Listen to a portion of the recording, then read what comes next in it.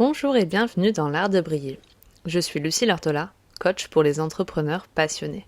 Dans ce podcast, je vous partage des conseils business afin de vous aider à vivre sereinement de votre entreprise. Je vous partage également mon parcours d'entrepreneur afin de vous inspirer et vous aider à accélérer votre croissance. Dans cet épisode, aujourd'hui, je vais vous parler d'un sujet qui est vraiment un problème récurrent des personnes que je rencontre. C'est comment parler de tes offres. Déjà, la plupart des personnes que j'accompagne ou qui me partagent leurs problématiques business du genre « je ne fais pas assez de chiffre d'affaires, je n'arrive pas à vivre de mon entreprise » ont cette problématique de ne pas parler assez souvent de leurs offres. Ce que je conseille à mes clientes, c'est d'en parler au moins 2 fois par semaine, mais à chaque fois d'une façon différente, et c'est pour ça que je voulais vous donner des conseils aujourd'hui là-dessus. Mais vous pouvez même aller plus loin et en parler tous les jours en fait. C'est-à-dire que ça peut être l'appel à l'action de votre post publié sur Instagram le lundi, une story le mardi sur Instagram, le mercredi c'est l'appel à l'action de votre podcast, le jeudi c'est l'appel à l'action de votre post sur LinkedIn, le vendredi vous refaites une story, etc. Donc en gros, c'est possible d'en parler un petit peu tous les jours. Et donc, on va voir, pour éviter de noyer votre audience avec les mêmes types de stories ou les mêmes types de choses que vous partagez quand vous parlez de votre offre, on va voir 10 façons différentes de le faire aujourd'hui. Pour rendre cet épisode plus concret, je vais simplement partager avec vous vraiment une situation de ma propre offre. Donc je prends notamment l'offre de mon coaching Fondation, qui est 1 mois d'accompagnement individuel pour les entrepreneurs plutôt débutants ou moyennement avancés qui aimeraient faire 3 000 € de chiffre d'affaires mensuel pour pouvoir vivre confortablement de leur business, donc ils cherchent à se développer. Si je prends cette offre-là, je vais vous donner plusieurs façons d'en parler, donc évidemment je ferai le parallèle avec, c'est juste pour vous inspirer, mais en tout cas, je vais vous donner des exemples pour moi-même, comment je fais, comme ça va pouvoir vous inspirer. Alors la première chose, la plus facile, c'est vraiment en fait, ce que je vous conseille de faire vraiment, c'est de faire un brainstorming en fait. C'est de prendre un carnet, un crayon dès maintenant et vous dire, ok, à qui s'adresse cette offre ? C'est qui est le public idéal de cette offre ? Donc peu importe l'offre là que vous avez en tête. Et dire, ok, quelles sont les problématiques ou les besoins un petit peu plus de surface, donc imaginez un iceberg. Qu'est-ce que on voit là quand on y réfléchit vraiment en 2 secondes? C'est quoi les problèmes de ces gens? Pourquoi est-ce qu'ils ont besoin de faire telle ou telle action, enfin prendre en tout cas cette offre pour évoluer, etc. C'est quoi leurs besoins? C'est quoi leurs problématiques? Donc moi si je prends mon offre Fondation, ça va être, c'est quelqu'un qui manque de visibilité, qui n'a pas d'engagement sur ses posts, qui ne fait pas suffisamment de chiffre d'affaires pour se rémunérer, qui n'arrive pas à vendre, à trouver des clients, etc. Donc ça, c'est les problématiques de surface. Avec ça, en fait, je vais pouvoir parler et partager une situation. Soit c'est une situation que vous-même vous avez vécue, ou vous imaginez en fait, vous projetez votre client idéal dans cette situation. En ce moment, tu postes beaucoup sur Instagram, tu t'épuises un petit peu à essayer de poster tous les jours parce qu'on t'a dit que c'est ça qu'il fallait faire, mais tu n'as pas de résultat. Peut-être que mon offre d'accompagnement peut t'intéresser parce que je vais t'apprendre à augmenter ton chiffre d'affaires et augmenter ton engagement sur tes posts, transmettre enfin le bon message pour que les gens puissent vraiment se sentir concernés par ce que tu proposes, etc. Donc voilà, vous prenez la situation, le problème, et puis vous creusez un petit peu, vous détaillez un petit peu plus pour faire le lien avec votre offre. Ensuite, le plus intéressant, et ce que je fais beaucoup dans mes posts, c'est prendre les problèmes les plus profonds. Quand vous faites votre brainstorming, demandez-vous, ok, cette personne que vous avez en face, c'est quoi les problèmes les plus intimes ? Les problèmes qu'on voit pas vraiment à première vue. Alors à première vue, moi quand je rencontre cette cliente, c'est quelqu'un qui manque de visibilité, c'est quelqu'un qui a un besoin, qui est un peu en insécurité financière, etc. Mais qu'est-ce que ça cache au fond ? Qu'est-ce qui l'empêche de dormir, cette personne ? Qu'est-ce qui vient vraiment la blesser, la heurter dans le fait de ne pas faire assez de chiffre d'affaires aujourd'hui ou de ne pas être visible sur Instagram. Qu'est-ce que ça le dit de sa propre histoire? Donc pour ça, moi c'est assez facile, je peux aller chercher des choses que j'ai vécues moi-même en étant entrepreneur débutante, mais ça peut être des choses qu'on me dit, des choses quand j'accompagne mes clientes que je peux voir et qui sont régulières. Par exemple, je vais vous donner un exemple de problème profond, du coup, vraiment la partie plus immergée de l'iceberg, c'est le fait que ton conjoint ne te soutienne pas du tout dans ton entreprise, qui te mettent un peu la pression parce que tu ne gagnes pas assez, qu'il doit un peu subvenir aux besoins de la famille en attendant, et du coup, il a un peu des comptes à lui rendre par rapport à ça, et toi tu te sens mal à l'aise par rapport à ça. Ça peut être le fait que cette personne, elle se soit souvent sentie à l'écart, qu'elle a eu mis du temps à trouver sa place dans la vie, et qu'en fait là elle a l'impression de vivre encore un échec, alors que jusque-là toute sa vie professionnelle elle a été un petit peu sinueuse ou semée d'embûches, et donc elle pensait avoir enfin touché un truc, enfin pouvoir vivre de quelque chose qui la passionne, et en fait elle se rend compte que c'est pas si facile que ça, et elle a pas envie d'abandonner ce rêve-là, quoi, parce qu'elle y tient vraiment. Donc il y a cette problématique-là. Ça peut être aussi que cette personne, elle manque globalement de confiance en elle, donc elle voit beaucoup de concurrence, ça lui fait peur, parce que sur Instagram, elle voit plein de gens qui font la même chose qu'elle, et elle ne sait pas aujourd'hui comment se démarquer, elle ne sait pas ce qui fait son unicité, parce que de base, c'est quelqu'un qui n'est pas du genre à se mettre en avant, qui est très mal à l'aise quand elle est en groupe, ou plutôt introvertie, et voilà. Bref, on peut aller plus loin, on peut détailler plein de choses, et si vous dites oui mais c'est facile, t'as été entrepreneur. Alors imaginons maintenant une séance photo. C'est quoi les besoins superficiels pour acheter une séance photo, les besoins de surface? Ça va être, j'ai envie peut-être d'immortaliser des souvenirs, de pouvoir garder une trace de la naissance de mon enfant, ou de ce moment de couple qu'on a vécu ensemble, enfin cette période de notre couple par exemple. Ok, ça peut être des choses beaucoup plus profondes. Ça peut être qu'en fait, cette année, on a perdu quelqu'un, beaucoup trop tôt, on s'y attendait pas, c'est arrivé d'un coup, et on aurait peut-être aimé que cette personne, on ait des beaux souvenirs photos avec elle.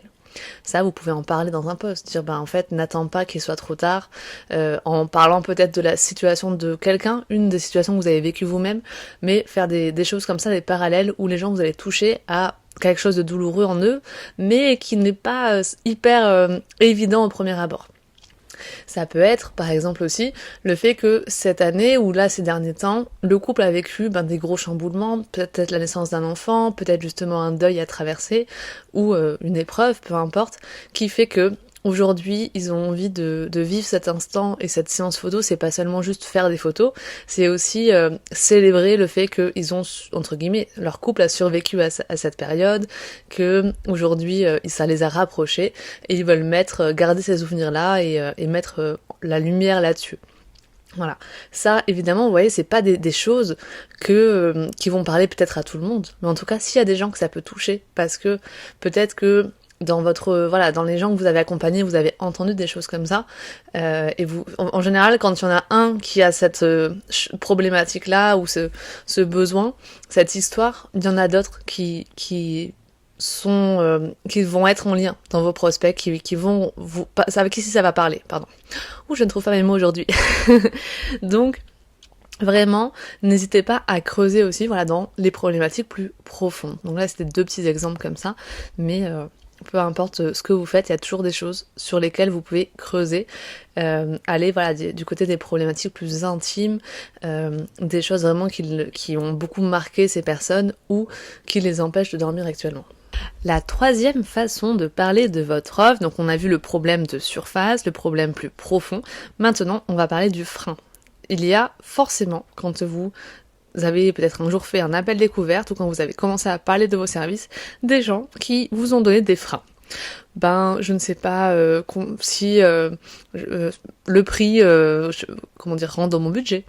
Je ne sais pas si je vais avoir des résultats. Je ne sais pas si c'est le bon moment pour moi. Et donc, en fait, tous ces freins, ça peut vous heurter quand vous êtes en appel découverte, ou quand vous présentez vos services comme ça de vive voix à quelqu'un. Mais au final, c'est hyper intéressant à creuser parce que votre but, le but de votre communication, c'est aussi de dégommer ces freins-là avant qu'ils ne se présentent en appel. Donc si quelqu'un l'a déjà eu une fois, ça veut dire que tous vos autres prospects les ont peut-être ou les auront un jour, et donc ça peut toujours être intéressant de leur en parler, de les rassurer là-dessus avant même qu'ils prennent un appel découverte avec vous. Donc, imaginons, moi, j'ai plusieurs types de freins. Ça peut être, alors souvent moi le frein le plus fréquent, c'est vraiment, en fait je peux le faire seule. J'ai pas besoin d'un accompagnement, moi je peux me débrouiller toute seule, je peux faire vivre mon entreprise toute seule, j'ai pas besoin. Ça peut être aussi, c'est pas le bon moment pour moi. Parce que peut-être je suis à deux doigts de reprendre un CDI, parce que machin, ou peut-être c'est trop cher, c'est-à-dire que c'est vraiment un investissement, je me rémunère pas encore, et j'ai besoin d'être sûre que ça va m'apporter des résultats. Donc en fait, moi, comment est-ce que je vais traiter ces choses-là? Imaginons, je fais une story sur Instagram. Voilà, tu aimerais prendre un accompagnement, mais finalement, tu te dis que tu devrais pouvoir faire seul et développer ton business toute seule. Tu n'as pas besoin de quelqu'un et t'es censé, entre guillemets, être capable. Il y a un peu cette injonction qui tourne autour de toi, cette pression. Tu dis que t'es pas censé en avoir besoin et limite t'as honte ou tu culpabilises d'imaginer te faire accompagner aujourd'hui. Je vais t'expliquer pourquoi est-ce que se faire accompagner c'est quelque chose d'important, notamment en fait, j'en ai entendu parler il y a pas longtemps dans une journée d'entrepreneurs. Quand on forme en fait les entrepreneurs, les étudiants par exemple en école de commerce qui se lancent dans l'entrepreneuriat, tout ça, plus ils sont formés et accompagnés et plus leur activité elle est pérenne, c'est-à-dire qu'on les retrouve au bout de 2, 4, 5 ans, toujours entrepreneurs. Tandis que moins ils sont accompagnés et souvent ils abandonnent rapidement. Donc voilà, il y a des études aujourd'hui qui montrent que se faire accompagner dans le développement d'une entreprise, ça assure notre pérennité. Donc ça, qu'est-ce qu'il y a de meilleures preuves pour dire, non, en fait, tu as le droit de te faire accompagner et c'est bénéfique pour toi. Mais imaginons aussi que, la question ce soit, j'ai peur que je me rémunère pas encore, c'est un gros investissement pour moi, un coaching business. Comment m'assurer que je vais avoir des résultats, comment machin. Donc en fait, là-dessus, je peux parler du fait que la plupart de mes clientes, elles ont remboursé leur investissement le mois suivant notre accompagnement et que la plupart d'entre elles, encore une fois, ont fait plutôt x3 de leur chiffre d'affaires les mois suivant l'accompagnement. Donc je vais aussi pouvoir expliquer que, je sais pas, il y a peut-être une garantie satisfait ou remboursée, il y a quelque chose en fait qui va les rassurer sur le fait que si elles estiment que leur investissement il est pas hyper rentable pour elles, en soi il y aura des solutions. Donc voilà, c'est pouvoir parler de votre frein et dégommer votre frein, rassurer les gens avant même qu'ils aient acheté chez vous. La 4e façon de parler de vos offres, de façon un peu différente à chaque fois, c'est de parler de votre pourquoi. Pourquoi est-ce que vous avez créé cette offre? Pourquoi est-ce que cette offre elle vous parle? Pourquoi est-ce que vous aimez quand les gens ils achètent cette offre? Qu'est-ce que ça provoque chez vous? À quoi vous contribuez comme ça? Et pourquoi ça a du sens pour vous finalement de faire ce que vous faites? Vous pouvez aussi faire le lien avec votre histoire personnelle. Peut-être que aujourd'hui, si vous avez telle offre, si vous faites telle activité, c'est parce que ça a un lien avec vous. Parce qu'à un moment donné, vous auriez aimé faire telle ou telle chose. Faites ce lien-là et parlez-en ouvertement, tout en mettant à la fin un appel à l'action vers vos offres, évidemment. Mais voilà, le but c'est de parler plus du pourquoi. Pourquoi est-ce que vous faites ça? Pourquoi ça a du sens pour vous, etc. Et peut-être qu'il y a quelques mois en arrière, vous en aviez déjà parlé. C'est le moment de recommencer, de le dire d'une autre façon, de parler d'autres choses. Mais c'est toujours bon aussi à rappeler parce que tous les jours, il y a des nouvelles personnes qui vous découvrent et c'est toujours intéressant de savoir pourquoi est-ce que vous proposez ça.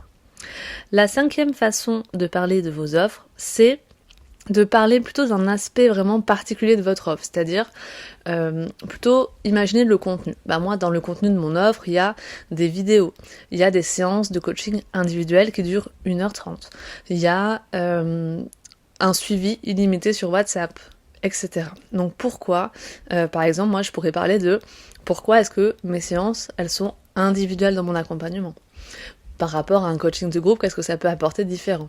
Pourquoi est-ce que mes séances, elles durent 1h30 et pas 1h ni 2h? Qu'est-ce que ça fait que mes séances, elles durent un peu plus longtemps? Pourquoi est-ce qu'il y a des vidéos? Pourquoi est-ce qu'il y a un suivi? Qu'est-ce que ça va leur apporter à ces personnes qu'il y ait tous les jours la possibilité de me contacter sur WhatsApp? Etc. En gros, il y a autant de détails possibles dans votre coaching que de façon d'en parler, enfin de votre coaching, excusez-moi, dans votre offre, je parle que pour moi, mais voilà, autant de détails possibles dans votre offre sur lesquels vous pouvez parler. Vous êtes photographe, pourquoi est-ce que vous donnez 5 photos? Pourquoi est-ce que vous faites des retouches? Pourquoi est-ce que nanani? Et donc voilà, à chaque fois mettez un point d'honneur à expliquer pourquoi il y a peut-être un rendez-vous de 30 minutes en visio avant la séance pour vous mettre à l'aise, etc. Faites en fait en sorte que les gens puissent se projeter dans chaque partie de votre offre.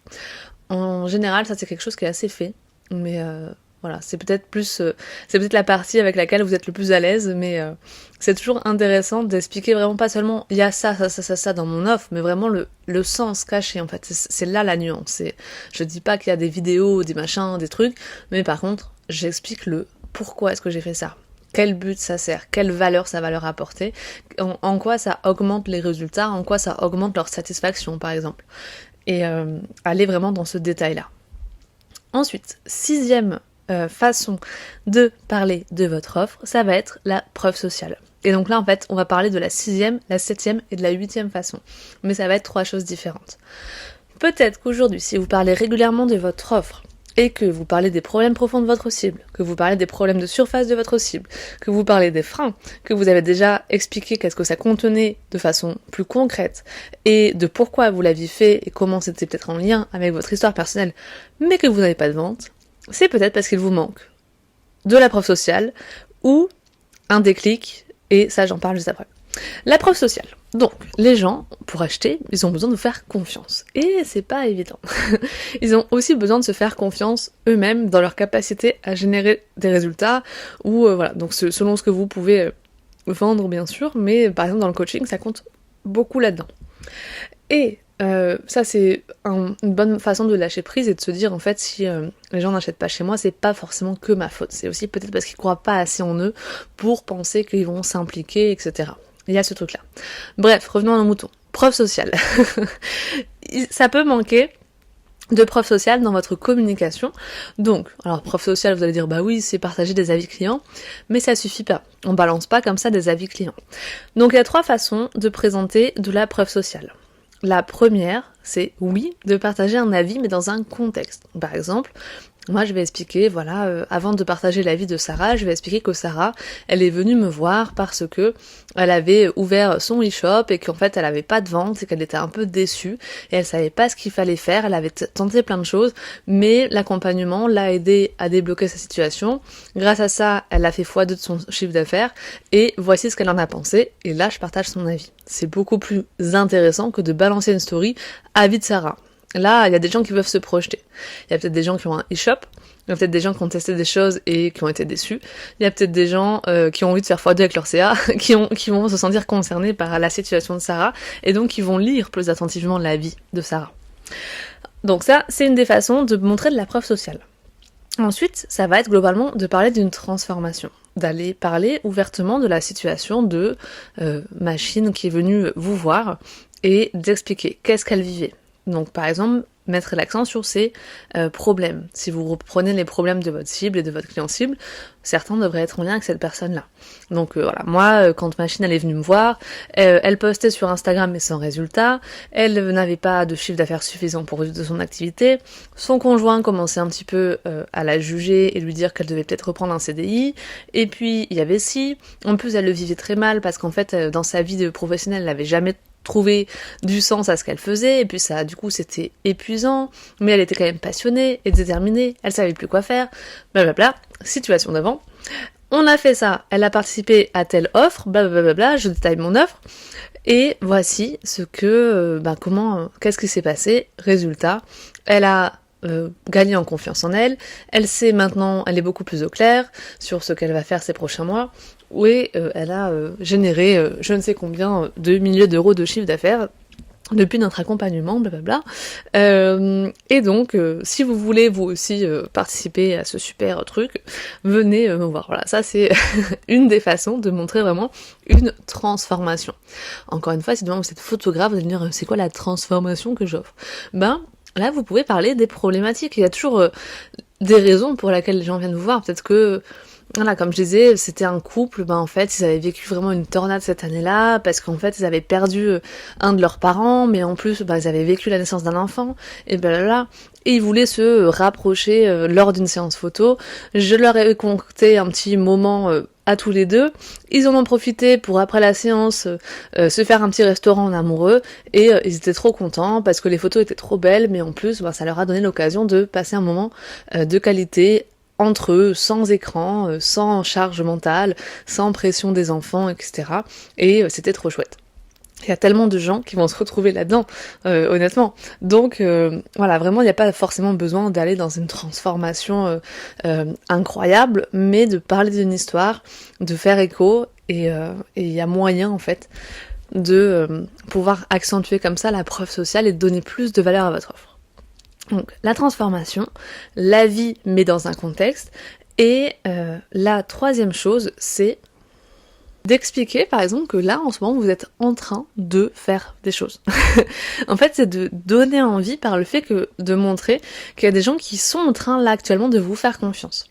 Donc moi notamment à chaque fois que j'ai une nouvelle cliente qui débarque dans mes accompagnements, je la mets sur Instagram en disant bienvenue machine, les pauvres, j'aime trop mes clientes, je veux pas les appeler machine. Bienvenue Sarah, bienvenue Garance, bienvenue Julie dans mes accompagnements, dans mon accompagnement machin. Et en fait dire si vous aussi vous avez envie de participer, voici ce qu'on va faire ensemble, voici la situation, ou j'en sais rien, ou voici l'offre que ces personnes elles ont acheté, ou il me reste ça sera le truc d'après, mais j'ai une place, j'ai des disponibilités pour en discuter avec vous, n'hésitez pas à m'appeler, blablabla. Ça peut aussi être simplement, vous savez, si vous avez une nouvelle offre et que là vous avez le premier rendez-vous avec la personne, vous allez peut-être être dans une énergie trop bien, trop positive, vous venez de faire une séance photo, le couple était trop sympa, vous avez envie de partager ça, et donc pourquoi pas parler justement de cette belle rencontre que vous avez faite, vous êtes trop content parce qu'aujourd'hui vous avez accompagné telle personne, et en fait vraiment mettre finalement la preuve sociale, de montrer que on vous fait confiance et que vous adorez ce que vous faites. Ça peut vraiment faire une différence de parler comme ça de votre offre aussi. C'est des choses toutes bêtes des fois, mais je vous assure que ça donne envie. Moi, il n'y a jamais rien qui me donne plus envie que quelqu'un qui met il reste 8 places pour mon accompagnement et que 3 heures après il me dit là c'est complet, ou il en reste plus qu'une quoi. Il y a vraiment des choses comme ça, on dit ok, c'est vraiment un biais cognitif où quand les gens ils sont prisés, ça donne plus envie. On a plus envie de manger dans un restaurant bondé où il y a de l'attente pour aller manger, plutôt que dans un restaurant où il y a personne. Ok, du coup la preuve sociale, c'était donc parler directement d'un moment, d'un accompagnement, ou quand une cliente signe chez vous, donc mettre ça en valeur, puis parler de votre offre juste après ou juste avant, partager un avis dans son contexte, et parler d'une transformation. Ensuite, du coup, 9e et 10e chose, si jamais, encore une fois, malgré le fait que vous ayez parlé de tout ça, plus que vous ayez mis de la preuve sociale, vous n'arrivez pas à vendre votre offre à la hauteur de vos espérances, il est possible de rajouter une petite pointe de sel, une petite pointe d'épices. Et en fait, peut-être que ce qui manque, c'est que votre offre, elle est trop tout le temps disponible. C'est-à-dire que, aujourd'hui, les gens, ils voient votre offre, mais ils n'ont pas ce déclic qui fait que je vais acheter maintenant. Voilà. Et donc, il faut que ce soit vous, dans votre communication, qui créez ce déclic. Donc, le déclic, il peut être créé de 2 façons. Numéro 9, c'est l'urgence, et numéro 10, c'est la rareté. L'urgence, du coup, ça va être le fait que si tu réserves ton rendez-vous dans les 3 jours, tu auras droit à un cadeau, tu auras droit à une séance supplémentaire, tu auras droit à des photos supplémentaires, c'est tes photographes. Et la rareté, ça va être plutôt, il y a une seule place disponible pour le mois d'avril ou pour le mois prochain. Il y a plus que 2 places disponibles. Par exemple, venez intégrer tel rendez-vous que j'organise gratuitement. Par contre, il y a 10 places disponibles. Dans le côté urgence aussi, il peut y avoir ce truc de ne pas ouvrir les portes de votre accompagnement ou de votre offre toute l'année. Ça peut se jouer sur 2 jours, ça peut se jouer sur 1 semaine. Et c'est pour ça que les gens organisent des lancements de formation en ligne par exemple, ou dire, en fait là je lance telle offre, dans les 3 prochains jours, il faut que vous preniez votre rendez-vous parce qu'après c'est fermé à tout jamais. Ou c'est fermé pour ce mois-ci. C'est fermé pour les 2 prochains mois. Et donc du coup ça donne envie. Parce que là c'est forcément le bon moment, c'est maintenant. Donc à ce côté-là à travailler aussi. Bon, c'est une part entière de la façon de présenter son offre. On peut aller dans plein de choses. Mais en tout cas, voilà, l'idée c'est de créer un déclic, une urgence. Moi, par rapport à ça, il y a pas longtemps, j'ai eu en fait ce sentiment-là de me dire je parle de mes offres, mais les gens sont intéressés, mais il n'y a pas ce déclic-là. Et donc comment je vais leur créer ce déclic-là? Et en fait, dans certains posts que j'ai fait récemment, vraiment, je mets l'accent en fait sur leur douleur et sur le fait que c'est maintenant en fait. Ils ont pas envie de. Donc notamment, un de mes derniers posts que vous verrez peut-être sur mon profil récemment, si vous écoutez cet épisode le jour où il sort, c'est, il y en a 2. Il y en a un qui dit « Tu ne veux pas d'une vie moyenne » où en fait j'appuie sur le fait que s'ils continuent comme ça, ils vont peut-être devoir reprendre un job salarié, que c'est pas ce qu'ils veulent et que ça va les conduire à telle et telle situation dans leur vie dont ils n'ont pas du tout envie. Ou alors il y en a un autre aussi où je parle du fait qu'ils avaient des grandes ambitions pour 2024 et qu'en fait ça se passe pas comme prévu, que le mois de janvier s'est écoulé, peut-être le mois de février aussi, et que en fait ça va pas du tout comme ils l'espéraient et que rien n'a bougé. Donc là il va falloir commencer à prendre les choses en main et à agir s'ils veulent pas revivre les mêmes choses qu'en 2024. Donc il y a ce côté en fait où j'appuie sur le fait que il y a une espèce d'urgence à agir. Et il faut pas attendre qu'il n'y ait plus d'autre choix que d'abandonner. Donc voilà, j'essaye d'appuyer là-dessus sur certains posts. Ces posts-là, en général, n'ont pas énormément d'engagement. Parfois, même, ils provoquent un peu des commentaires ou des réactions un peu négatives en mode j'ai l'impression que tu mets la pression. Mais ils sont pas faits pour parler à tout le monde. Ils sont faits pour parler aux personnes qui suivent mes posts depuis longtemps, qui savent très bien ce que je propose et qui n'ont pas encore eu ce déclic pour passer à l'action. Alors moi je suis pas là pour mettre la pression aux gens, mais en tout cas je pense que ça peut aider à les faire se décider. Et c'est ça à un moment donné qu'il faut travailler dans la vente aussi. C'est pas seulement parler de votre offre, c'est pas seulement qu'elle soit comprise, mais aussi donner l'opportunité maintenant d'agir. Pour éviter que ce soit oui ça a l'air trop cool mais je verrai. Pour le moment c'est pas peut-être le bon moment, j'en sais rien. Ça voilà, je sais pas, j'ai pas ce déclic à agir maintenant et travailler là-dessus. Voilà ce que je pouvais vous dire sur les 10 façons, du coup j'en ai donné 11 je crois, de parler de vos offres. J'espère que cet épisode vous aura plu, qu'il vous aura apporté des conseils. Il était plus long que ce que je pensais, je suis désolée. En tout cas, si vous avez envie de vous faire accompagner en 2025 par moi-même, n'hésitez pas pour avoir encore plus de conseils que ceux que je peux donner dans le podcast et surtout qu'ils soient 100% personnalisés à votre situation à vous et à votre activité. N'hésitez pas à prendre rendez-vous dans la description, il y a un lien pour prendre rendez-vous avec moi gratuitement et comme ça on pourra voir comment je peux vous aider cette année. Je vous retrouve bientôt pour un prochain épisode de l'Art de briller. Si vous aimez le podcast, vous pouvez aussi vous abonner, mettre une note 5 étoiles, ça permet de faire grandir la visibilité du podcast et donc c'est vraiment trop cool. Et si vous faites partie des personnes qui ont noté le podcast, vous pouvez m'envoyer une capture d'écran de votre action d'avoir noté le podcast positivement, si possible, et je tirerai au sort une personne régulièrement pour gagner un coaching d'1 heure avec moi. Merci à vous si vous le faites. Je vous embrasse et je vous dis à très vite. Bye.